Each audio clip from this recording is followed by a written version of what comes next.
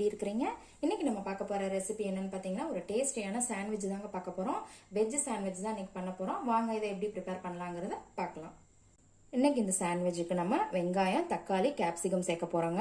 இப்போ இதை எல்லாத்தையுமே நம்ம ஒரு பவுலில் போட்டுக்கலாம். இப்போ இது எல்லாத்தையுமே பவுலில் போட்டுக்கோங்க.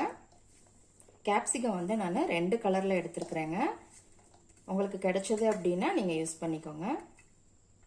இதோட 1 டீஸ்பூன் வந்து சில்லி ஃப்ளாக்ஸ் சேர்த்துக்கிறேங்க. இது வேற ஒன்றும் இல்லைங்க, வரமிளகாயை வந்து மிக்சியில் நல்லா பவுடர் பண்ணிக்கிறது தான்.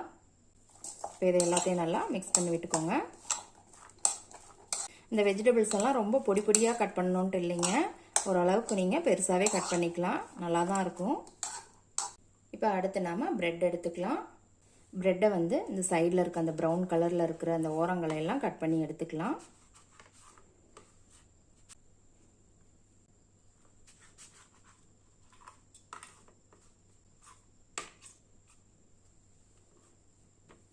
இப்போ பாருங்கள், அந்த ஓரங்களை எல்லாம் நம்ம கட் பண்ணி எடுத்துக்கிட்டாச்சு. இதில் வந்து கொஞ்சம் டொமேட்டோ சாஸ் வந்து மேலே இந்த மாதிரி அப்ளை பண்ணிக்கோங்க.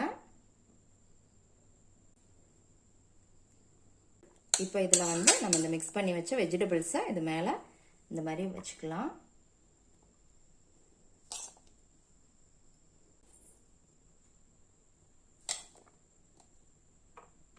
இதுக்கு மேலே நம்ம சீஸ் வச்சுக்கலாம். சீஸை வந்து நான் நல்லா துருவி எடுத்துருக்குறேங்க.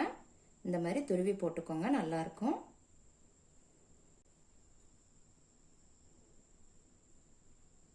இப்போ இதை வந்து நாம பேன்ல டோஸ்ட் பண்ணிக்கலாம்.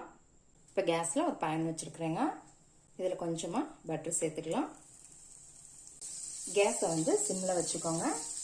இப்போ நாம ரெடி பண்ணி வச்ச இந்த பிரெட்டை இதில் வச்சிடலாம். கேஸை சிம்ல வச்சுட்டு இப்போ மூடி வைக்க போறோம். இப்போ மூடி வச்சிருங்க. 2 நிமிஷம் வந்து சிம்லேயே இருக்கட்டுங்க. பாருங்க, இப்போ 2 நிமிஷம் ஆயிடுச்சுங்க. ஓப்பன் பண்ணியாச்சு. பாருங்க, ஒரு டேஸ்டியான சாண்ட்விச் ரெடி ஆயிருச்சுங்க. எவ்வளோ சூப்பராக வந்திருக்குதுன்னு. அந்த சீஸ் எல்லாம் நல்லா மெல்ட் ஆயிருக்கு பார்த்தீங்களா, சூப்பராக இருக்குது பார்க்கறதுக்கேவும். இந்த சாண்ட்விச்சை எப்படி இருக்குன்னு செஞ்சு பார்த்துட்டு கமெண்ட்ல உங்கள் ஃபீட்பேக் சொல்லுங்க. அன்போடு சமைத்து ஆனந்தமாய் உண்டு இன்பமாய் வாழுங்கள். வாழ்க வளமுடன்.